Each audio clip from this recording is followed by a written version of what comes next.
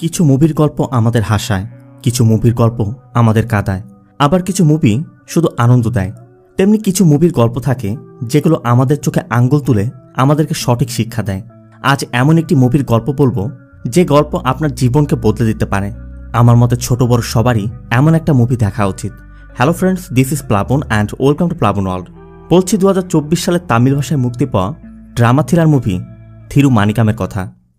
মুভির শুরুতে আমাদের দেখানো হয় কুমিল্লি থানার এসআই অন্য একটি থানার এসআইকে কল করে বলছে যে আমার এরিয়া থেকে এক ব্যক্তি 1.5 কোটি টাকা লুট করে তোমার এরিয়াতে গিয়ে ঘুরছে, যে কোনো মূল্যে তাকে ধরো, তবে থানায় নিও না, আমি তোমার ওখানে আসছি, ধরতে পারলে তুমিও একটা শেয়ার পাবে। এর পাশে হোয়াটসঅ্যাপে ওই লোকটার ফটো পাঠিয়ে দেয়। কিন্তু কে এই ব্যক্তি আর কিভাবে সে 1.5 কোটি টাকা লুট করে পালালো, চলুন সেটাই আগে দেখে আসি। দক্ষিণ ভারতের কুমিল্লি। প্রথমে আপনাদের মুভির লিড ক্যারেক্টারগুলোর সাথে পরিচয় করিয়ে দেই। এ হচ্ছে সুমতি। সুমতির 2 মেয়ে, বড় মেয়ে শ্রীমতী আর ছোট মেয়ে ভানাতি। 2 মেয়ে এখানে একটি স্কুলে পড়াশোনা করে। সুমতি ঘর সামলানোর পাশাপাশি তার মাকে সাথে নিয়ে একটি ফুড ডেলিভারির ব্যবসা করে। এই যে ছেলেটাকে দেখছেন, সুমতির ছোট ভাই চান্দু। চান্দু একজন মোটর মেকানিক, তবে দুবাই যাওয়ার জন্য স্বপ্ন দেখছে, অনেকদিন যাবত চেষ্টাও চালাচ্ছে। সুমতির বাবা অনেক আগেই মারা গেছেন, আর ইনি হচ্ছেন সুমতির মামা রঞ্জিত। রঞ্জিত সবসময়ই ক্রিপ্টোকারেন্সি, শেয়ার মার্কেট এবং মিউচুয়াল ফান্ড এইসব নিয়ে পড়ে থাকে, আর সবাইকে ওইসব জায়গাতে ইনভেস্ট করতে উদ্বুদ্ধ করে। আর এ হচ্ছে সুমতির স্বামী মানিকাম। মানিকামের কুমিল্লি বাসস্ট্যান্ডে ছোট্ট একটি লটারির দোকান আছে। ওই দোকান থেকে যা আসে আর সুমতি ফুড ডেলিভারি বিজনেস থেকে যা পায় তা দিয়ে অনায়াসে তাদের সংসারটা চলে যায়। যদিও দরিদ্র পরিবার, তারপরও তাদের খুব বেশি চাহিদা নেই। তাদের যা আছে তাই নিয়ে তারা সুখে আছে। তবে সুমতির ছোট মেয়ের একটি সমস্যাও আছে, আর তা হচ্ছে ভানাতি খুব একটা কথা বলতে পারে না। কথা বলতে গেলে কথা আটকে যায়। এজন্য তারা ভানাতিকে ডক্টর দেখিয়েছে, কিন্তু ডক্টর বলেছে ওর সাথে বেশি বেশি কথা বলতে হবে, ওকে দিয়ে কথা বলাতে হবে। যদি তাতেও কাজ না হয় তাহলে সার্জারি করাতে হবে, তবে সেজন্য অনেক টাকা লাগবে। এই জন্য মানিকাম যখনই সময় পায় ভানাতিকে গল্পের বই পড়ে শোনায়, ভানাতির সাথে গল্প করে সময় কাটায়। সব কিছু মিলিয়ে তাদের সুখেই দিন কাটছিল। এর মধ্যে একদিন সুমতির কাছে এক পুলিশ কনস্টেবল আসে।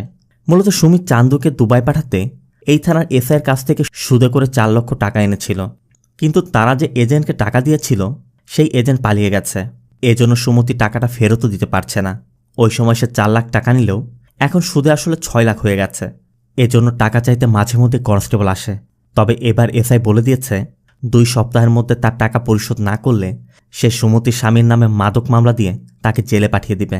এসব শুনে রঞ্জিত বলছিল, আমি আগেই তোমাকে বলেছিলাম ক্রিপ্টোতে ইনভেস্ট করো, আমার কথা তো শুনবে না, এই জন্যই এখন মানুষের কথা শুনতে হচ্ছে। অন্যদিকে মানিকামের দোকানটিও ভাড়া নেয়া। ওই দোকানের মালিক এখানে পুরনো দোকান ভেঙে একটি নতুন বিল্ডিং ওঠাতে যাচ্ছে। এজন্য দোকান মালিক মানিকামকেও এই দোকান ছাড়তে 2 সপ্তাহ সময় দিয়ে দেয়। এজন্য বাড়ি ফিরেও মানিকাম ওই দোকানে চিন্তা করছিল। আর মানিকামকে চিন্তিত দেখে সুমতিও জানতে চাচ্ছে, হঠাৎ করে তোমার কি হয়েছে? মানিকাম বলে, যে দোকানটি থেকে এত বছর আমাদের পেট চালিয়েছি, হঠাৎ করে দোকান মালিক ওই দোকানটি ছেড়ে দিতে বলছে। সুমতি বলছিল তাহলে অন্য একটি দোকান ভাড়া নাও, কিন্তু মানিকাম বলে তার জন্য অ্যাডভান্স 2 লক্ষ টাকা দিতে হবে। এখন এত টাকাই বা তারা কোথায় পাবে? সুমতি বলে, ঠিক আছে, তা না হয় বুঝলাম, বাইরে বসে থাকলে তো সব সমাধান হবে না, ঘরে এসো, একটা ব্যবস্থা হবে। যাই। সিন চলে যা পরবর্তী দিন। প্রতিদিনের মতোই মানিকাম তার দোকানে এসেছে। আর দুপুরে খাবার সময় মানিকাম তার টিফিন বক্সটি খুলেই দেখে সুমতি খাবারের সাথে সুমতি স্বর্ণের চেনটিও দিয়ে দিয়েছে। এর জন্য মানিকাম সাথে সাথে সুমতিকে কল করে বলে, এটাই তোমার একমাত্র স্বর্ণের অলংকার। সুমতির কথা, তুমি সমস্যায় পড়েছ আর আমি স্বর্ণের চেন পরে ঘুরব? আমার অলংকার যদি তোমার সমস্যায় কাজে না আসে সেটা আমার দরকার নেই, তুমি ওটা বিক্রি করে দোকানের জন্য অ্যাডভান্স দিয়ে দাও। এই না হলে বউ স্বামীর সমস্যায় যদি না বুঝলো। মানিকামের সমস্যাটা কেটে গেল। এরপর আমাদের মাধব নামে এক বয়স্ক ব্যক্তিকে দেখানো হয়। মাধব মন খারাপ করে বাসস্ট্যান্ডে বসে আছে। মাধবের মনের মধ্যে অনেক কষ্ট, কারণ মাধব তার একমাত্র মেয়েকে একটি ছেলের কাছে বিয়ে দিয়েছিল। ছেলেপক্ষ শর্ত ছিল বিয়েতে মাধবকে 10 ভরি স্বর্ণ দিতে হবে, কিন্তু মাধব সেটা দিতে পারেনি। এজন্য মাধবের মেয়ে মালাকে শ্বশুরবাড়ি থেকে তার বাড়িতে পাঠিয়ে দিয়েছে। মালা এখন প্রেগনেন্ট। মাধব এ ব্যাপারে কথা বলার জন্য মালা শ্বশুরবাড়িতে গিয়েছিল, কিন্তু তারা সোজা বলে দিয়েছে তখন 10 ভরি দিতে পারেনি, এখন যদি 20 ভরি স্বর্ণ না দেয় তাহলে তারা মালাকে আর গ্রহণ করবে না। এমনকি ছেলের মা বলেও দিয়েছে সে তার ছেলেকে তার ভাতিজির সাথে বিয়ে করাবে। মাধব আজ সেখান থেকেই ফিরছে। মাধবের পাশে কয়েকজন পরিচ্ছন্নতা কর্মী বলছিল, পাশের গ্রামের পরিচ্ছন্নতা কর্মীরা কয়েকটি লটারি কিনেছিল, তারা 10 কোটি টাকা জিতেছে, সবাই 1 কোটি টাকা করে ভাগ করে নিয়েছে। তাই তারাও চাচ্ছে এবারের ওনামের উৎসবে তারাও সবাই লটারি কিনবে, তাদের ভাগ্যেও যদি লটারি লেগে যায়। তাদের কথা শুনে মাধব মানিকামের দোকানে যায়। মাধবকে দেখে মানিকাম জানতে চাচ্ছিল ওনামের জন্য নতুন পোশাক কিনেননি। মাধব বলে গরিবের আর উৎসব, গরিবের জন্য আবার আলাদা কি? আমাদের জন্য উৎসবের দিন আর এমনি দিন একই রকম। আমি এমনিতেও অনেক কষ্টের মধ্যে আছি, সেখান থেকে বের হতে পারছি না, আবার নতুন পোশাক। মাধব মানিকামের থেকে একটি টিকিট নেয় এবং বলে, আমি আমার পূর্বপুরুষের সম্পত্তি পাওয়ার আশায় আমার মেয়েকে বিয়ে দিয়েছিলাম, কিন্তু এখন পর্যন্ত আমিও সম্পত্তি পাইনি। আমার মেয়েটা এখন প্রেগনেন্ট, শ্বশুরবাড়ি থেকে ওকে পাঠিয়ে দিয়েছে। আমি বুঝতে পারছি না ওকে কীভাবে ফেরত পাঠাবো। তাই ভাগ্যক্রমে যদি আমার এই লটারিটি লেগে যায়, ওরা যা চাচ্ছে তার থেকে দ্বিগুণ দিয়ে আমি ওকে আবারও শ্বশুরবাড়িতে ফেরত পাঠাবো। আরও একটি টিকিট নিয়ে বলছিল, আমার ওয়াইফ অনেক দিন যাবতই অসুস্থ, এই টিকিট থেকে যদি আমি কিছু পাই ও হয়তো বা আরও 10 বছর বেঁচে যেতে পারে। এরপর 1.5 কোটি টাকা প্রাইজ মানির একটি টিকিট নিয়ে বলছিল, ভাগ্যক্রমে যদি এই লটারিটা লেগে যায় তাহলে আমার সব সমস্যার সমাধান হয়ে যাবে। সবগুলো টিকিট মিলে 200 টাকা হয়েছে। তবে মাধব টাকা দিতে গিয়ে দেখে তার টাকাটি হারিয়ে গেছে, মানে লুঙ্গির মধ্যে রেখেছিল, সে এখন খুঁজে পাচ্ছে না। মাধব হর্নে হয়ে এদিক ওদিক খুঁজছে, কোথাও হয়তো বা তার টাকাটা পড়ে গেছে। আবার তার ব্যাগটি চেক করে, ব্যাগের মধ্যেও কয়েকটি ওষুধের খোসা ছাড়া কিছুই নেই। টাকা দিতে না পেরে মাধব চলে যাচ্ছিল। তখন মানিকা মাধবকে থামিয়ে বলে, আপনি টিকিটগুলো নিয়ে যান, কাল আমাকে টাকা দিয়ে দিন। কিন্তু মাধব টাকা না দিয়ে কিছুতেই নিবে না। তারপর মানিকাম বলছিল, সমস্যা নেই, আপনি নিয়ে যান। এজন্য মাধব বলে, ঠিক আছে, টিকিটগুলো তোমার কাছে রেখে দাও, আমি কাল টাকা দিয়ে নিয়ে যাব। এরপর মাধব টাকা খুঁজতে খুঁজতে চলে যায়। মানিকামও পিছে দাঁড়িয়ে মাধবকে দেখছে আর ভাবছে, কত মানুষেরই কত রকম সমস্যা, আর সেই সমস্যা থেকে বের হওয়ার জন্য মানুষ কত কিছুই আশা করছে। অন্যদিকে মাধবের থেকে যে 500 টাকার নোটটি হারিয়েছিল, বাসস্ট্যান্ডের অন্ধ এক মহিলা সেই টাকাটি কুড়িয়ে পায়। আর টাকাটা পেয়ে সে অন্ধ মহিলাও দোয়া করছে এই টাকাটা যার সৃষ্টিকর্তার জন্য তার পরিবারকে এবং তাকে অনেক ভালো রাখে। অন্যদিকে মাধব বাড়ি ফিরতেই মালার মা জানতে চাচ্ছিল ওরা কি বলল। মাধব বলে, কি বলবে আবার, ঘরের সামনে থেকে অপমান করে আমাকে তাড়িয়ে দিল। আর মালা ফিরে এসে এসব শোনার পরই বলছিল, তোমরা কেন আমাকে প্রতিদিন মার খেতে ওই নেশারোর কাছে পাঠাতে চাচ্ছ? এখানে আমরা ভালো আছি। কিন্তু মাধবও বুঝতে পারছে এগুলো মালার আবেগের কথা। সিন চলে যায় পরবর্তী দিন। মানিকাম শহরের যে দোকান থেকে লটারিগুলো আনে, মানে যারা লটারি সাপ্লাই দেয়, তারা মানিকামকে ফোন করে জানায় মানিকাম যে সকল লটারি বিক্রি করেছিল তার ভিতর থেকে একটি লটারি 1.5 কোটি টাকা জিতেছে। আর সেই লটারির কমিশনের টাকা আনতে মানিকামকে পরশু দেখা করতে বলছে। তারা সেই লটারির নম্বর দিলে মানিকাম সেই লটারির নম্বরগুলো চেক করে দেখে মাধব তার কাছে যে লটারি টিকিটগুলো রেখে গিয়েছিল তার মধ্যে 1.5 কোটি টাকার লটারিটি এটি। তার মানে মাধব 1.5 কোটি টাকা লটারি জিতে গেছে। মানিকাম জানার পরই তাড়াহুড়ো করে দোকান বন্ধ করে পাশের দোকানিকে বলে যায় যে এক বৃদ্ধ লোক আমার খোঁজে আসলে আমাকে কল করবেন, আমার একটি কাজে বাইরে যেতে হবে। বলেই মানিকাম বেরিয়ে যায়। তখনই সুমতি কল করে জানায়, তোমার জন্য তোমার পছন্দের চিংড়ি রান্না করেছি, খেয়ে জানিও কেমন হয়েছে। কিন্তু মানিকাম বলছিল, আমি তো এখনই বাইরে যাচ্ছি, আমার ফিরতে রাত হবে, খাবার বাড়িতেই রেখে দাও, আমি রাতে এসে খাবো। সুমতি জানতে চাচ্ছিল এত তাড়াহুড়ো করে কোথায় যাচ্ছ। মানিকাম বলে, আমি ফিরে এসে জানাবো। কিন্তু সুমতির কথা, তুমি নিজে আমাকে তোমার পছন্দের প্রণকারী রান্না করতে বললে, আর এখন না খেয়ে তুমি চলে যাচ্ছ, তোমার এমন কি আর্জেন্ট কাজ আমাকে বলো তো। মানিকাম বলছিল, আমি বাড়ি এসে বলবো। কিন্তু সুমতির কথা, যাই হোক না কেন অ্যাটলিস্ট আমাকে বলো, আমি অন্তত শান্তিতে থাকব। মানিকাম বলে, গতকাল এক বৃদ্ধ লোক আমার থেকে টিকিট কিনেছিল, ওই টিকিটটি 1.5 কোটি টাকা জিতেছে। শোনা মাত্র সুমতি বলছিল, 1.5 কোটি টাকা? আমাদের দোকানে তো কখনোই এত বড় অ্যামাউন্ট জেতেনি, তাহলে তো মনে হয় অনেক টাকা কমিশন পাবে। মানিকামও বলে, তা তো পাবই, শানমুকান ভাই কল করেছিল, 2 দিন পর যেতে বলেছে। সুমতি বলে, তাহলে তুমি কোথায় যাচ্ছ? বাড়িতে ফিরে আসো, দুজন মিলে মন্দিরে যাই। তখন মানিকাম বলে, আসলে তার কাছে টাকা ছিল না তো, তাই টিকিটের দাম না দিয়েই আমার কাছে টিকিটটি রেখে গিয়েছিল, সেজন্যই আমি তার সাথে দেখা করে টিকিটটি দিতে যাচ্ছি। আর এটা শোনা মাত্রই সুমতি বলে ওঠে, তুমি এখন কোথায় আছো? তুমি যেখানে আছো ওখানেই থাকো, আমি 10 মিনিটের মধ্যে আসছি। মানিকাম বলে, কি বলছো তুমি, হঠাৎ তোমার কি হয়ে গেল? সুমতি বলে, দেখো, ওই লোক যখন টাকা না দিয়ে চলে গিয়েছে তার মানে ওই টিকিট আমাদের হয়ে গেছে। মানিকামের কথা, টিকিটটি ওই বৃদ্ধ ব্যক্তিরই। সুমতি বলে, দেখো, তুমি কোথাও যেও না, আমি এসে তোমার সাথে কথা বলছি। কিন্তু মানিকাম বলে দেয়, এটা একদমই ঠিক হবে না। সুমতি বলে, কোনটা ঠিক কোনটা বেঠিক এখনই আমাদের সেটা নির্ধারণ করতে হবে। আর এটা শোনা মাত্রই মানিকাম কল কেটে দিয়ে তার ফোনটি বন্ধ করে একটি বাসে উঠে যায়। সুমতিও আবার কল করে দেখে মানিকামের ফোন বন্ধ। সুমতিও পড়েছে এক মহাচিন্তায়। সাথে সাথে সুমতি তার ভাই চান্দুকে কল করে। চান্দুও তখন কাজে ব্যস্ত। সুমতি বলে, তুই আমার কথা মনোযোগ দিয়ে শোন, সব কাজ বন্ধ করে দে। তুই তো দুবাই যেতে চাস, তোর দুবাই যাওয়ার টিকিট, তোর স্যুটকেস, তোর যা কিছু লাগে সব খরচ আমি দিব। দরকার হলো তোকে আমি 5 লাখ টাকা এক্সট্রা দিব। তুই এখনই তোর দুলাভাইয়ের কাছে যা। চান্দু জানতে চায়, মানে কি, লটারি জিতেছ নাকি? সুমতি বলে, হ্যাঁ, এক বৃদ্ধ লোক টাকা না দিয়েই তোর দুলাভাইয়ের কাছে টিকিট রেখে গিয়েছিল। ওই টিকিটে 1.5 কোটি টাকা জিতেছে। তোর দুলাভাই এখন ওই লোককে খুঁজে বের করে টিকিট দিতে যাচ্ছে, যে কোনো মূল্যে তাকে আটকা। শোনা মাত্রই চান্দু বলে, তুমি চিন্তা করো না। আর এটা শোনা মাত্রই চান্দু বাইক নিয়ে বেরিয়ে যায়। এদিকে মানিকাম যে বাসে উঠেছে, ওই বাসটিও ছেড়ে দিয়েছে। আর বাসটি কিছু দূর যাওয়া মাত্রই মানিকাম তার ফোনটি অন করে পাশের দোকানিকে কল করে জানতে চায়, ওই বৃদ্ধ লোকটি কি এসেছিল? সে জানে এখনও আসেনি, আসলে আমি তোমাকে কল করে জানাবো। এদিকে চান্দু মানিকামের দোকান এসে দেখে দোকান বন্ধ। সুমতিকে জানালেও সুমতি বলছিল, মাত্রই তো আমার সাথে কথা বলল, তুই আশেপাশে সব বাস চেক করে দেখ। এই জন্য চান্দু আশেপাশে যত বাস ছিল সবগুলো বাস চেক করে দেখে। কোথাও মানিকামকে না পেয়ে চান্দু আবার সুমতিকে কল করে জানায়। সুমতি বলে, তাহলে এক কাজ কর, পাশের দোকানদারকে জিজ্ঞেস কর। এজন্য চান্দু পাশের দোকানদারকে জিজ্ঞেস করলে সে বলে, ও তো মাত্রই বেরিয়ে গেল, আমাকে বলে গেল কোনো বৃদ্ধ হলে আমি যেন কল করে জানাই। আর যখন বের হচ্ছিল খুব তাড়াহুড়ো করে চলে গেল।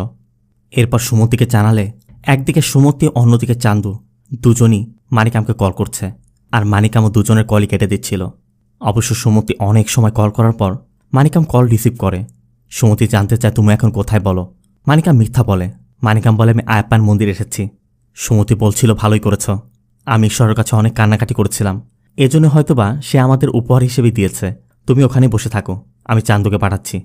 সুমতি চান্দুকে জানানো মাত্রই চান্দুও বেরিয়ে পড়ে। এদিকে মানিকাম বাসে থেকেও মন্দিরের কথা বলায় মানিকামের পাশে থাকা এক এনআরআই মানিকামের কাছে জানতে চায়, তুমি মিথ্যা কেন বললে? তখন মানিকাম ওই এনআরআইকে শুরু থেকে সব কিছু খুলে বলে। এনআরআই বুঝতে পারছে মনুষ্যত্ব থেকে মানিকাম এটা করছে। এই লোকটার নাম হচ্ছে গুরুমূর্তি। মূর্তি জানতে চায়, তুমি ওই লোকের নাম জানো বা ঠিকানা? মানিকাম বলে, আমি নামও জানি না, ঠিকানাও জানি না, তার ফোন নম্বর আমার কাছে নেই। এজন্য মূর্তির কথা। তাহলে তুমি এই বাসে করে কোথায় যাচ্ছ? ওই লোককে তুমি কিভাবে খুঁজে বের করবে? মানিকাম বলে, ওই লোকের কাছে আমি একটি হলুদ রঙের ব্যাগ দেখেছিলাম, ওই ব্যাগটিতে আমি শহরের নাম দেখেছি, এজন্য আমি ওই শহরের দিকে যাচ্ছি। মূর্তি তখন তার ব্যাগ দেখিয়ে বলে, আমার এই ব্যাগটি লন্ডন থেকে আনা, তাহলে কি আমি এখন লন্ডনে আছি? অন্যদিকে চান্দু আয়াপ্পান মন্দিরে গিয়ে মানিকামকে খুঁজে না পেয়ে সুমতিকে জানায় যে ও তোমাকে মিথ্যা বলেছে। সুমতিও মানিকামকে কল করেই যাচ্ছে, কিন্তু মানিকাম পিক করছে না। এদিকে খবর পেয়ে সুমতির মামা রঞ্জিতও এসেছে। চান্দুও ফিরে এসেছে। রঞ্জিত বলে, চিন্তা করিস না, আমি দেখছি। রঞ্জিত মানিকামকে কল করে এবং বলে, দেখো, সুমতি আমাকে সব কিছু বলেছে। কাল তোমার বাচ্চাদের স্কুলের ফিস দেওয়ার লাস্ট ডেট, আবার ভানাতির চিকিৎসার জন্য টাকার দরকার। তারপর আবার সুমতির চেনটাও বন্ধক রাখা হয়েছে, সেটাও তো ছাড়াতে হবে। চান্দুকে দুবাই পাঠাতে হবে। এই সব কিছুর জন্য আমাদের এখন টাকার দরকার। তুমি তো চুরি করছো না, কারোর সাথে চিট করছো না, যেটা এসেছে ঈশ্বরই তোমাকে দিয়েছে। আপাতত তোমার সততা 3 মাসের জন্য সরিয়ে রাখো। মানিকামের কথা ওই বৃদ্ধ লোকটা আমাকে বিশ্বাস করে রেখে গেছে। রঞ্জিত বলে, দেখো, তোমার যদি দিতেই হয় দিও, আমি যে শেয়ারের কথা বলছি আপাতত সেখানে ইনভেস্ট করো, এরপর লাভের টাকা থেকে দিয়ে দিও। মানিকামের কথা, আমি তাকে দেখেছি, বহু বছর যাবৎ সে উৎসব উদযাপন করতে পারছে না। আমি যদি তাকে এটা দেই, অন্তত এবছর ওনামের উৎসবটা সে হাসি খুশিতে পালন করতে পারবে, আর আমি সেই হাসিটাই তার মুখে দেখতে চাই। কিন্তু রঞ্জিতের কথা, তোমার ওয়াইফ যেখানে কান্না করছে তার কি হবে? তুমি ওই বৃদ্ধ ব্যক্তির কথা না ভেবে আমাদের সবার কথা ভেবে অন্তত ফিরে আসো। মানিকাম রঞ্জিতের কথা মানছিল না। এজন্য সুমতি ফোন নিয়ে জানতে চায়, তুমি কি আসবে কিনা বলো। আর সাথে সাথে মানিকাম কলটি কেটে দেয়। রঞ্জিত বলছিল, ও এভাবে আসবে না, তবে আমি জানি ওকে কিভাবে আনতে হবে। রঞ্জিত ভালো করে জানে মানিকাম ফাদারের কথা অনেক ভালো মানে। এজন্য রঞ্জিতটা ফাদারের কাছে যায় এবং ফাদারকে সব কিছু খুলে বলার পর ফাদার মানিকামকে কল করে।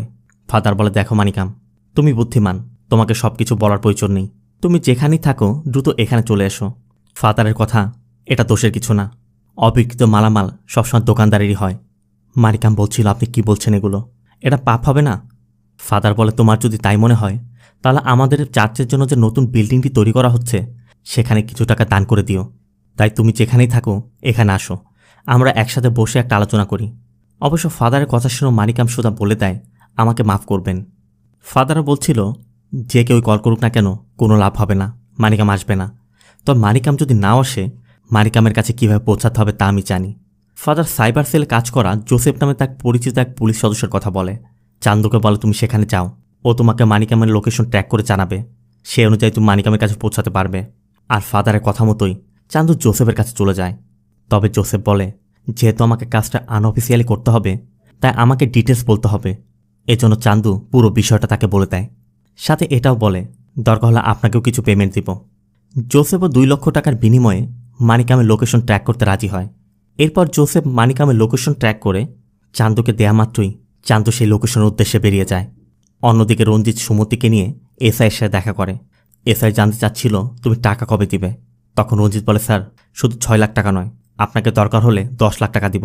আপনাকে আমাদের হেল্প করতে হবে। এরপর রঞ্জিত এসআইকে পুরো বিষয়টি খুলে বলে যে আপনি যদি মানিকামকে ফিরিয়ে আনতে পারেন, আমরা আপনাকে 10 লাখ টাকা দিব। এসআই জানতে চায় এই বিষয়ে আর কাউকে কিছু বলেছ? রঞ্জিত তখন ওই জোসেফের কথা বলে যে ফাদারের কথা মতো আমরা লোকেশন ট্র্যাক করতে জোসেফকে বলেছি। সব কিছু শোনার পর এসআই রাঘব রঞ্জিতের থেকে মানিকামের ফোন নম্বর এবং ফটো নিয়ে তাদেরকে বাড়িতে পাঠিয়ে দেয়। তবে রঞ্জিতটা চলে গেলে রাঘব চিন্তা করে মানিকামকে ধরে ওদের হাতে তুলে দিলে সে 10 লাখ টাকা পাবে, আর যদি সে সেটা না করে তাহলে তো পুরো টাকাটাই সে ভোগ করতে পারবে। অবশ্য এখানে একটা রিস্ক থেকে যায়, সেজন্য রাঘব বিকল্প প্ল্যান করছে। এই জন্য রাঘব প্ল্যান করছে মানিকামকে যদি ড্রাগ কেস দিয়ে জেলে পাঠানো হয় তাহলে 6 মাস অন্তত তোর মুখ বন্ধ রাখা যাবে। এর জন্য রাঘব কনস্টেবল কুমারেশকে নিয়ে সাথে সাথে বেরিয়ে যায়। রাঘব সোজা মানিকামের দোকানে যায়, আর রমেশ নামে পাশের দোকানের কাছে জানতে চাইলে সেও জানায় মানিকাম দোকান খোলার পরই সাথে সাথে বের হয়ে চলে গেছে। তবে তার দোকানে সিসিটিভি ফুটেজ চেক করতেই দেখা যায় মানিকাম একটি বাসে করে চলে যাচ্ছে। এই জন্য রাঘবরা ওই বাসের হেল্পার এবং কন্ডাক্টর নম্বর নিয়ে তাদেরকেও কল করে, কিন্তু তাদের ফোন বন্ধ পাওয়া যাচ্ছে। রাঘব চিন্তা করে তারা যে মানিকামকে খুঁজছে, মানিকামকে তা কিছুতেই বুঝতে দেওয়া যাবে না। আর রাঘবরা চলে যেতেই রমেশ আবার মানিকামকে কল করে এবং বলে তুমি সকাল সকাল বেরিয়ে গেলে, এরপর চান্দু তোমাকে খুঁজতে এলো, এখন পুলিশ তোমাকে খুঁজছে। আসলে সমস্যাটা কি বলো তো? আবার তুমি বৃদ্ধ লোকের কথা বলছো, তুমি আমার থেকে কি লুকাচ্ছ? তবে মানিকাম শুধু বলে আমি একবার ফিরে এসে আপনাকে সব খুলে বলবো। একদিকে জোসেফের বলা লোকেশন মতো চান্দু যাচ্ছে, অন্যদিকে রাঘবরাও ওই বাসের রুট ফলো করছে। আবার সুমতি বাড়ি ফিরে খাওয়া দাওয়া বন্ধ করে দিয়েছে। 1.5 কোটি টাকা হাতছাড়া হচ্ছে, পেটে খাবার যাবেই বা কীভাবে? এদিকে মানিকামের বাসটি যেহেতু লং রুটের বাস, এই জন্য একটি বিরতি দেয়া হয়, আর এই বিরতিতে সবাই নিচে নেমে চা নাস্তা করছিল। তখনই সুমতি কল করে। মানিকামও রিসিভ করলে সুমতি বলছিল আমি এখানে কান্নাকাটি করছি, তুমি কি বুঝতে পারছো না? বিয়ের পর থেকে আমি কখনো সংসার নিয়ে তোমাকে কথা বলেছি? আমি কখনো তোমার কাছে জুয়েলারি, শাড়ি বা টাকা চেয়েছি? শুধুমাত্র একটা চেন থাকায় কোনো অনুষ্ঠানে না গিয়ে আমি ঘরে বসে থেকেছি, থাকিনি? আর তুমি যখন সমস্যায় পড়লে আমি আমার সেই চেনটিও তোমাকে দিয়ে দিয়েছি। আমাদের 2টি মেয়ের মধ্যে একটি মেয়ের সমস্যা, সার্জারির জন্য কত টাকা লাগবে এই চিন্তা করে আমার রাতের ঘুম আসে না। আমি যদি ভাবতে পারি এটা আমার সংসার, আমার সন্তান, আমার স্বামী, তাহলে তুমি কেন ভাবছো না যেটা আমার পরিবার? ঈশ্বরই নিজে থেকে আমাদেরকে দিয়েছেন, তুমি দূরে ঠেলে দিও না। সুমাতির কথা শুনে মানিকাম শুধু বলে দেখো সুমাতি, তুমি যে ঈশ্বরের কথা বলছো, সেই ঈশ্বরই তো আমাদের এতদিন যাবৎ এই সব কিছু সহ্য করার ক্ষমতা দিয়েছেন, তাই না? ওই বৃদ্ধ ব্যক্তি তো দেয়নি। বোঝার চেষ্টা করো, এটাই তার শেষ ভরসা। সুমতি বলে এতক্ষণ আমি তোমাকে এত কিছু বললাম, তারপর তুমি অন্যের কথা চিন্তা করছো? তুমি যদি আধা ঘন্টার মধ্যে এখানে না আসো, আমার এবং আমাদের 2 মেয়ের লাশ দেখতে পাবে। তোমার কাছে যদি তোমার সততাই বড় হয়, তুমি তোমার সততা নিয়েই থাকো, আমাদেরকে তোমার দরকার নেই বলে সুমতি কল কেটে দেয়। আর এটা শোনার পর মানিকামও বারবার সুমতিকে কল করে যাচ্ছে, কিন্তু সুমতি কল রিসিভ করছে না। অন্যরা বলছিল রিসিভ কর। সুমতি বলে এতক্ষণ আমি এত কথা বললাম, অথচ আমার কোনো কথাই সে কানে নিল না। এখন দেখো বাচ্চাদের কথা বলেছি তো, এখন দৌড়াতে দৌড়াতে আসবে। সুমতিও আবার নিশ্চিন্তে খেতে বসেছে। অন্যদিকে মানিকামও পড়েছে চিন্তায়, সে এখন কোন দিকে যাবে। বাসও ছেড়ে দিচ্ছিল, এজন্য মানিকাম বাসে উঠতে যাবে, ঠিক তখন এক ছিনতাইকারী মানিকামের ব্যাগটি ছিনিয়ে নেয়। বৃষ্টিও শুরু হয়েছে, মানিকামও তার পিছু করছে। মানিকাম ওই ব্যাগ ছাড়াতে গেলে ওই ছিনতাইকারীর ছুরির আঘাতে মানিকামের হাতও কেটে যায়।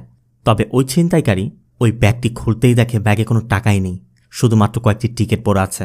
এজন্য সে রাগে ওই টিকিটগুলো ফেলে দেয়, আর বৃষ্টির পানিতে টিকিটগুলো একদম ভিজে যায়। তবে ছিনতাইকারী চলে যেতেই মানিকাম ওই টিকিটগুলো থেকে ওই 1.5 কোটি টাকার টিকিটটি খুঁজছিল। তখনই মানিকাম খেয়াল করে বৃষ্টির পানির স্রোতে ওই টিকিটটি ভেসে চলে যাচ্ছে। মানিকাম ধরার অনেক চেষ্টা করে, কিন্তু টিকিটটি ম্যানহলের মধ্যে চলে যায়। অবশ্য এরপর মানিকাম ম্যানহলের কভার খুলে দেখে টিকিটটি তখনও নিচে একটি ঘাসের সাথে আটকে আছে। এজন্য অনেক চেষ্টার পর মানিকাম সেই টিকিটটি উদ্ধার করতে পারে। তবে মানিকাম যতক্ষণে ফিরে আসে, মানিকামের সেই বাসটি চলে গেছে। এর মধ্যেই পাশের যে চায়ের দোকানে দাঁড়িয়ে মানিকাম চা খেয়েছিল, সেই চায়ের দোকানদার মানিকামকে ডাকে। মানিকাম কাছে যেতেই লোকটা মানিকামকে বাকি টাকাটা দেয়। মানে মানিকাম চায়ের বিল পরিশোধ করে বাকি টাকা না নিয়ে চলে গিয়েছিল, সেই টাকাটাই সে ফেরত দিচ্ছে। টাকাটা পেয়ে মানিকাম ধন্যবাদ দিচ্ছিল, কিন্তু দোকানদার বলছিল, এটা তো তোমারই টাকা, ধন্যবাদ দেওয়ার কি আছে? মানিকামের কথা আপনি তো ভুলেও যেতে পারতেন। দোকানদার বলে, আমি কিভাবে ভুলতে পারি? আমি 20 বছর যাবৎ এখানে দোকান করছি। আমি যা উপার্জন করি তা দিয়ে আমি সন্তুষ্ট। অন্যের টাকার আমার প্রয়োজন নেই। আর দোকানদারের সততা দেখে মানিকাম যেন তার শক্তিটা আবারও ফিরে পেল। তখনই সুমতি কল করে বলছিল, তুমি এখন ওখানে কি করছো? মানিকাম বলে, দেখো সুমতি, ওই টাকা আমাদের না।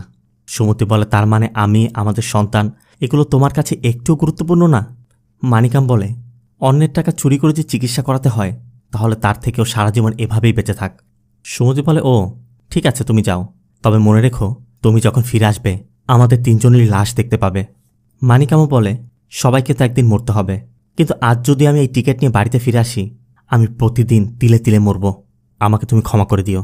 তখনই সুমতির মা ফোনটি কেড়ে নিয়ে বলে, আমি সকাল থেকে তোমাদের এসব দেখছি, তুমিও সকাল থেকে একই কথা বলে যাচ্ছ। তুমি আমাদের পারিবারিক সমস্যাটা বুঝতে পারছো না কেন? ওই টাকা দিয়ে যদি আমরা ছোট একটা হোটেলে খুলি, আমরা অনেক ভালো থাকতে পারবো। আর তোমার 2টি মেয়ে আছে, সেটাও মাথায় রাখো। তাই তোমার ফিলোসফি রেখে তুমি বাড়িতে ফিরে আসো। কিন্তু মানিকাম বলে, আমি অশিক্ষিত, গরিব, অনাথ, এসব জেনেই তো আপনার মেয়েকে আমার সাথে বিয়ে দিয়েছিলেন, তাই না? আমি আগেও যেমন ছিলাম এখনও তো তেমনই আছি। তখন আপনি আমাকে এত পছন্দ করতেন, এখন আপনি সেই আমাকে ঘৃণা করছেন। আমি কোনো ফিলোসফির কথা বলছি না, আমি ধর্মের কথা বলছি। বলেই মানিকাম ফোনটি কেটে দিয়ে ফোন বন্ধ করে দেয়। এরপর একটি মিনি বাস পেয়ে মানিকাম সেই মিনি বাসে উঠে পড়ে। অন্যদিকে চান্দু লোকেশন ফলো করে আসছে। আবার রাঘবরা অনেক চেষ্টার পর ওই বাসের ড্রাইভারের সাথে কন্ট্যাক্ট করতে পারে এবং ওই ড্রাইভারকে ভিডিও কল করে পুরো বাসের সবাইকে চেক করে দেখে, কিন্তু কোথাও মানিকাম নেই। তবে তারা জানে মানিকাম আগেই নেমে গেছে। অবশ্য কোন জায়গায় নেমেছে সেটা যেহেতু তারা জানে, এর জন্য রাঘব সেই এলাকার এসআইকে কল করে এবং সেই এসআইকে মানিকামকে ধরার এক প্রপোজালটি দেয়, যেই দৃশ্যটি আমরা মুভির প্রথমেই দেখেছিলাম। তার মানে মানিকাম কোনো টাকা চুরি করে পালায়নি, মানিকামকে চোর বানানো হচ্ছে। আর ওই এসআই জানার পরই ইজাক্কি নামে তারা কনস্টেবলকে সব তথ্য দিয়ে দেয়, আর সাথে সারগুনার নামে একজন কনস্টেবলকেও সব তথ্য পাঠিয়ে দিয়ে যত দ্রুত সম্ভব মানিকামকে খুঁজে বের করতে বলে। তবে ইজাক্কি তখন সারগুনামকে কল করে, সারগুনাম বাসে করে কোথাও যাচ্ছিল। ইজাক্কি সারগুনামের হোয়াটসঅ্যাপে সব কিছু পাঠিয়ে দেয়, কিন্তু সারগুনামের ফোনে ডেটা না থাকায় সারগুনাম ফটোটি দেখতে পাচ্ছিল না। ইজাক্কি বলে, ঠিক আছে, আমি তোকে রিচার্জ করে দিচ্ছি। তবে তখনই দেখা যায় সারগুনাম আর মানিকাম একই বাসে ট্রাভেল করছে। একদিকে সুমতি, রঞ্জিত, চান্দু, চার্চের ফাদার, জোসেফ, রাঘব আর এখন সারগুনাম সবাই মানিকামকে খুঁজছে। কথায় বলে, ভালো কিছু করতে গেলে সবাই নাকি হেল্প করে, আর এখানে ভালো কিছু করতে গিয়ে মানিকামেরই বিপদে পড়তে হচ্ছে। সবাই টাকার লোভে ছুটছে। আবার রাঘব এবং ওই এসআই প্ল্যান করে মানিকামকে মাদক মামলার আসামি বানিয়ে দিয়েছে। এই জন্য তারা তাদের কনস্টেবলদের জানিয়ে দেয় যে মানিকামের কাছে বিপুল পরিমাণ মাদক আছে। এদিকে চলতে চলতে মানিকামদের ওই বাসটির টায়ার ব্লাস্ট হয়ে যায়, এর জন্য সব যাত্রী নিচে নেমে আসে। তবে কিছুক্ষণ যাওয়ার পর আরও একটি বাস এলে মানিকাম সহ কয়েকজন যাত্রী ওই বাসে উঠে যায়। এদিকে ইজাক্কি সারগুনামের ফোনে ডেটা রিচার্জ করে দিয়েছে, আর সারগুনাম হোয়াটসঅ্যাপ চেক করে দেখে ইজাক্কি তাকে মানিকামের ফটোটি পাঠিয়েছে, মানে যার সাথে সে এতক্ষণ ট্রাভেল করেছে তাকেই সে খুঁজছিল। তবে মানিকামদের বাসটি এতক্ষণ অনেক দূর চলে যাওয়ায় সারগুনাম এক বাইক পেয়ে ওই বাইক নিয়ে ফলো করতে থাকে। অন্যদিকে জোসেফের বলা রুট ফলো করে করে চান্দু এমন একটি জায়গায় এসে পৌঁছেছে যেখান থেকে কোনো রাস্তাই নেই। আর এদিকে আমরা দেখতে পাই জোসেফের অ্যাক্টিভিটি দেখে জোসেফের সহকর্মী তাকে বলছিল, আমি অনেকক্ষণ যাবত দেখছি তোমার জিপিএস লোকেশন দেখাচ্ছে একদিকে আর তুমি বলছো অন্যদিকে। ও তো তোমাকে টাকা দিতেও চেয়েছিল, তাই না? তাহলে তুমি তাকে মিসগাইড কেন করলে? কিন্তু জোসেফের কথা, শুধুমাত্র আসামিদের ধরতেই মানুষ সাইবার ক্রাইমে আসে, আর প্রথমবার আমি দেখলাম ভালো একটা মানুষকে ধরতে পুরো গ্রুপ ধরে নেমেছে। আর এই ডিজিটাল যুগে ওনার মতো একজন সৎ মানুষকে প্রোটেক্ট করা আমাদেরই দায়িত্ব। অন্যদিকে সুমতির 2 মেয়ে বাড়িতে ফিরলে সুমতি ভানাতিকে দিয়ে মানিকামকে কল করায়, আর মানিকামকে ইমোশনালি ব্ল্যাকমেইল করাতে সুমতি ভানাতিকে দিয়ে বলায় যে তুমি যদি ফিরে না আসো আমরা 3 জনই মারা যাব। মানিকাম বলে, এমনটা বলো না মা, ওই বৃদ্ধ লোকটি যদি জানতে পেরে আচমকা মারা যায় আমি সহ্য করতে পারবো না। অন্যদের কথা মতো ভানাতি বলছিল, ওই দাদা তো টাকা দেয়নি। মানিকাম বলে, আমি তো তাকে কথা দিয়েছি মা, স্কুলে যদি তোমার কলম হারিয়ে যায় তুমি যেমন টিচারের কাছে কমপ্লেন করবে, ওই দাদাও তো ঈশ্বরের কাছে কমপ্লেন করবে, তাই না? সেও তোমার বাবাকে চোর বলে ডাকবে।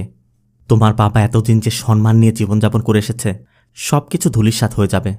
তোমরা যেমনটা ভাবছ আমার লাইফটা এতটা ছোট নয়। আমি ছোটবেলা থেকে একজন অনাথ, একজন বঞ্চিত শিশুর মতো ঘুরে বেরিয়েছি। এরপর মানিকাম তার ছোটবেলার গল্প বলে। সাল 1990। ভাই নামে এক ব্যক্তি এই শহরে লটারি বিক্রি করত। মানিকাম একদিন ওই ভাইয়ের লটারির বিক্রির টাকা চুরি করে নিয়ে গিয়েছিল। এরপর পুলিশ জানতে পেরে ওই শহরের কয়েকজন চোরকে ধরে আনে।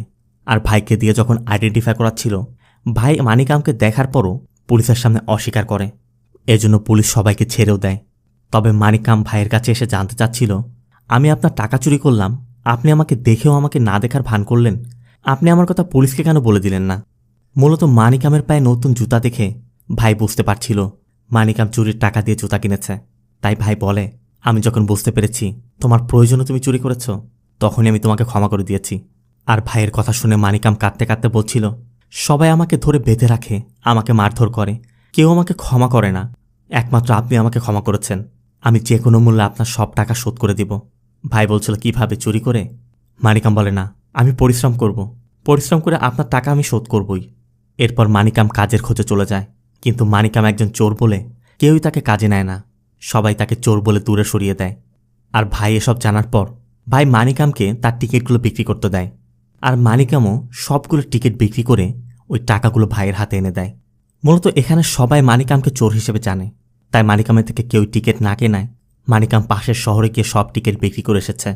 এজন্য ভাই মানিকামকে বোঝায়, এবার তাহলে বুঝতে পেরেছ, একবার যদি তোমার নাম খারাপ হয়ে যায় তাহলে এই সমাজে সেটা পরিবর্তন করা খুবই কঠিন। এরপর থেকে মানিকাম ভাইয়ের সাথে ভাইয়ের লটারি বিক্রি করার ব্যবসা শুরু করে। ভাইও মানিকামকে নিয়ে কুমিল্লা বাসস্ট্যান্ডের পাশে একটি ছোট্ট দোকান খোলে। ভাই মানিকামকে পড়াশোনার জন্য বইও কিনে দেয়। তাই দোকানে কাজের ফাঁকে মানিকাম পড়াশোনা শুরু করে। তবে এর মধ্যে একদিন পুলিশ মানিকামকে অ্যারেস্ট করতে আসে। ভাই বলছিল ও এখন ভালো হয়ে গেছে, ও এখন চুরি করে না। কিন্তু পুলিশের কথা, যারা চুরির দায় 10 বছর জেল খেটে আসে তারাও চুরি করে, তোমার সাথে 6 মাস থেকেও এত ভালো হয়ে গেল? মানিকামও বলছিল, আমি চুরি করিনি। কিন্তু পুলিশ কিছুতেই সেটা বিশ্বাস করতে চায় না, কারণ ওই যে মানিকামের চুরির রেকর্ড আছে। এজন্য তারা জোরপূর্বক মানিকামকে ধরে নিয়ে যাচ্ছিল। ভাইও মানিকামকে বাঁচাতে পিছু ছুটছে। এদিকে প্রচুর বৃষ্টিপাত হচ্ছিল। ভাইও জিপের পিছু পিছু দৌড়াতে দৌড়াতে পা পিছলে একটি পাথরের উপর পড়ে যায়। আর এটা দেখেই মানিকাম জিপ থেকে দৌড়ে ভাইয়ের কাছে চলে আসে। ভাইও মানিকামকে শুধু বলে যায়, আজ থেকে কোনোদিন আর চুরি করো না, এই ভুল আর কোনোদিনও করো না। এরপর ভাই মারা যায়। আর মানিকামও ধরে নেয় ভাইয়ের মৃত্যুর জন্য সেই দায়ী। সেদিন কোনো দোষ না করেও মানিকামকে দোষী হতে হয়েছিল। আর সেটাই ছিল মানিকামের জীবনের সবথেকে বড় শিক্ষা। মানিকামের মুখে সবকিছু শোনার পর সবার চোখ দিয়ে জল ঝরছে। মানিকাম ভানাতিকে বলে, তোমার বাবা ওই দিন যে ভুল করেছিল, ভালো থাকার জন্য এখন পর্যন্ত যুদ্ধ করে যাচ্ছে। এখন তুমিই বলো মা, আমি ওই টিকিটটা ওই দাদাকে দিয়ে আসবো, না ওই টিকিট নিয়ে আমি বাড়িতে আসবো? ভানাতিও কাঁদতে কাঁদতে বলে, তুমি দাদাকে টিকিটটা দিয়ে বাড়িতে ফিরে আসো। সুমতিও বুঝতে পারছে তার স্বামী কতটা মহৎ ব্যক্তি, আর তাকে কিনা সে ব্ল্যাকমেইল করছিল। এদিকে মানিকামও চলতে চলতে রাস্তার পাশেই মাধবকে দেখতে পায়। আর সাথে সাথে সে বাস থেকে নেমে যায়। তবে মাধবের বাড়িতে যাওয়ার পূর্বেই ইজাকি আর সারগুনাম এসে মানিকামকে ধরে ফেলে। তাদের এসআইকে জানালে ওই এসআই রাঘবকে জানিয়ে দেয়। রাঘবও বলে, ওকে বেঁধে রাখতে বলো, আমি কাছাকাছি আছি, আমি খুব দ্রুত এসে পড়ব। কথা মতো ইজাকি আর সারগুনাম মানিকামের হাত বেঁধে রাখে। তবে ওই জায়গায় নেটওয়ার্ক পাওয়া যাচ্ছিল না। এজন্য ওই 2 কনস্টেবল একটু দূরে গিয়ে রাঘবকে ফোন করে জানায় যে আমরা এই জায়গায় আছি। রাঘব বলে, আমিও 10 মিনিটের মধ্যে পৌঁছে যাব। এর মধ্যে মাধবের মেয়ে মালার শাশুড়ি কল করে এবং বলে, আমার মনে হচ্ছে না তুই ওই জুয়েলারি নিয়ে ফিরে আসতে পারবি। আমার ছেলেই বা কতদিন একা থাকবে? তোর পরিবারকে বলে দিস আমার ছেলেকে আমার ভাতিজির সাথে বিয়ে করাচ্ছি, তোর আর ফিরে আসতে হবে না। আর স্বামীর বিয়ের খবর শুনে কোন মেয়েই তা সহ্য করতে পারে? তাই মালা পাশে থাকা একটি কীটনাশকের বোতল নিয়ে ঘরে চলে যায়। অন্যদিকে রাঘবও ওই জায়গায় পৌঁছে গেছে। কিন্তু রাঘব এসেই দেখে সেখানে মানিকাম নেই। আর এখানে আমাদের দেখানো হয় মানিকাম যেহেতু ছোটবেলায় চোর ছিল, ছোটবেলা থেকেই হাতের বাঁধন খুলে পালানোর টেকনিকটা সে খুব ভালো করে জানত। আর সেই টেকনিক কাজে লাগিয়েই মানিকাম হাতের বাঁধন খুলে এখান থেকে পালিয়েছে। আর মানিকামকে দেখা যায় মানিকাম এখান থেকে সোজা মাধবের বাড়িতে গিয়েছে। মাধবের ঘরেও তখন মালা ওই কীটনাশক খেতে যাচ্ছিল। তখনই মানিকাম এসে জানায়, আপনি তো কোটিপতি হয়ে গেছেন, আপনি 1.5 কোটি টাকা লটারি জিতেছেন। আর এটা শোনা মাত্রই মালাও বেরিয়ে আসে। মালাকে দেখে মানিকামও বলছিল, এরপর থেকে আর তোমার 1 ফোঁটা চোখের জল ফেলতে হবে না। শুধু 10 ভরি কেন, 100 ভরি স্বর্ণ নিয়ে তোমার স্বামীর বাড়িতে যেতে পারবে। আর লটারিতে 1.5 কোটি টাকা জেতার কথা শুনে মাধবের স্ত্রীও আশেপাশের সবাইকে ডেকে জানায় যে আমরা লটারি জিতে গেছি, আমাদের সব সমস্যার সমাধান হয়ে গেছে। এরপর মানিকাম মাধবকে ওই টিকিটটি দেওয়া মাত্রই মাধব বলছিল, আমি তো টাকা দিইনি। মানিকাম বলে, এখন দিন, সমস্যা কি? মাধব বলছিল, না বাবা, এটা তোমার। মানিকাম বলে, না, ঈশ্বর যখন যাকে যেটা দেয় সেটা তার কাছে এমনিতেই পৌঁছে যায়। তারপরও মাধব বলছিল, আসো আমরা ভাগ করে নেই। মানিকাম বলে, তা কি করে হয়? এটা তো আমার ব্যবসা। মানিকামের কথা শুনে মাধব কান্নায় ভেঙে পড়ে। এর মধ্যে আশপাশ থেকে সবাই এসে ভিডিও বানাচ্ছে। মাধবও সবার উদ্দেশ্যে বলে, আমি এই টিকিটটি কিনে নিই, আমি এই টিকিটের টাকাও দেইনি। আমি বলেছিলাম টিকিটটা তোমার কাছে রাখো, আমি পরবর্তী দিন টাকা দিয়ে নিয়ে যাব। আজ এই টিকিটটা 1.5 কোটি টাকা জিতেছে, আর তারপরে সে আমাকে খুঁজে বের করে আমাকে এই টিকিট দিতে এসেছে। এদিকে রাঘবরাও মানিকামকে খুঁজতে খুঁজতে মাধবের বাড়ির কাছে এসেই দেখে বাড়ি ভর্তি অনেক মানুষ। রাঘব এবার বুঝতে পেরে গেছে মানিকাম তার টিকিটের মালিককে টিকিটটি দিয়ে দিয়েছে। এজন্য রাঘবও চুপিসারে সেখান থেকে কেটে পড়ে। এদিকে এই ঘটনা চারিদিকে ছড়িয়ে যায়। মুহূর্তেই এই নিউজটি ভাইরাল হয়ে যায়। পুরো স্টেটের মানুষ, পুরো দেশের মানুষ মানিকামের জয় জয় গান করছে। কুমালী বাসস্ট্যান্ডের সব লোকজন মানিকামের অপেক্ষা করছিল। মানিকাম আসা মাত্রই সবাই মানিকামকে সাদরে গ্রহণ করে নেয়। তাদের মধ্যে থাকা একজন ব্যক্তি এত ভালো একটি কাজ করেছে, এটা সবার জন্য গর্বের। এর মধ্যে সিএম এর পক্ষে লোক এসে জানায় সিএম মানিকামের সাথে দেখা করতে চাচ্ছে, তাই তারা মানিকামকে নিয়ে যায়। এদিকে যেই রাঘব এতক্ষণ মানিকামকে ধরতে ঘুরে বেড়াচ্ছিল, সেই মানিকামকে প্রোটোকল দিয়ে নিয়ে যাচ্ছে। সুমতি আর তার 2 মেয়েকেও নিয়ে আসা হচ্ছে। মূলত সিএম ও মানিকামের সততা দেখে মানিকামকে পুরস্কৃত করতে ডেকেছে। সিএম এর পক্ষ থেকে জানানো হয়, সুমতি যেহেতু গ্রাজুয়েশন কমপ্লিট করেছিল, তাই সুমতিকে সরকারি চাকরি দেওয়া হচ্ছে, তার জিও অর্ডার দেওয়া হয়। আর কালেক্টর ট্রাস্ট থেকে মানিকামের 2 মেয়ের সারা জীবন পড়াশোনার খরচ বহন করা হবে। এমনকি ভানাতে চিকিৎসার জন্য যে টাকা খরচ হবে, চিফ মিনিস্টারের পার্টি সেই পুরো খরচ বহন করবে। এমনকি চিফ মিনিস্টার এক বন্ধু, যে কিনা অনেক বড় একজন রিয়েল এস্টেট কোম্পানির মালিক, সে মানিকামকে একটি বাড়ি তৈরি করে দিতে যাচ্ছে। তবে মানিকাম বলছিল, আমার এসবের প্রয়োজন নেই স্যার। তবে সিএম বলে, আমি জানি তুমি এসব কিছুই নিতে চাইবে না, কিন্তু এসব দিয়ে আমরা একটা দৃষ্টান্ত স্থাপন করতে চাচ্ছি। কারণ এটা দিয়ে আমরা মানুষকে বোঝাতে চাচ্ছি তারা যদি সৎ থাকে তারা সব কিছুই পাবে। এরপর মানিকাম বাইরে এসে প্রেস মিটে অংশগ্রহণ করে। মানিকাম সবার উদ্দেশ্যে বলে সবাইকে সৎ থাকা উচিত। এদিকে মানিকামের চোখের সামনে ভাই ভেসে উঠছে। ভাই দূরে থেকে সব দেখছে, আর মানিকামের কর্মকাণ্ড দেখে ভাইও খুশি হচ্ছে। অন্যদিকে মাধবকে দেখা যায়, মাধব যে 1.5 কোটি টাকা জিতেছে, ওই পুরো টাকা দিয়েই সে তার স্ত্রীর নামে একটি হসপিটাল বানাতে চাচ্ছে। এই জন্য ওই লটারিটি সে ডিস্ট্রিক্ট কাউন্সিলর হাতে তুলে দেয়। তার মানে মাধবও এখানে একটা দৃষ্টান্ত স্থাপন করে গেল। মানিকাম কি পেল সেটা কিন্তু বড় কথা না, কিন্তু মানিকাম যেটা করেছে সেটাই বড় কথা। এই কাজটাই কজন করে।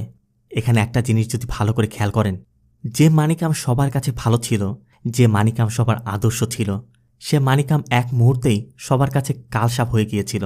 সে মানিকাম সবার কাছে খুব খারাপ একজন ব্যক্তি হয়ে গিয়েছিল, শুধুমাত্র টাকার জন্য।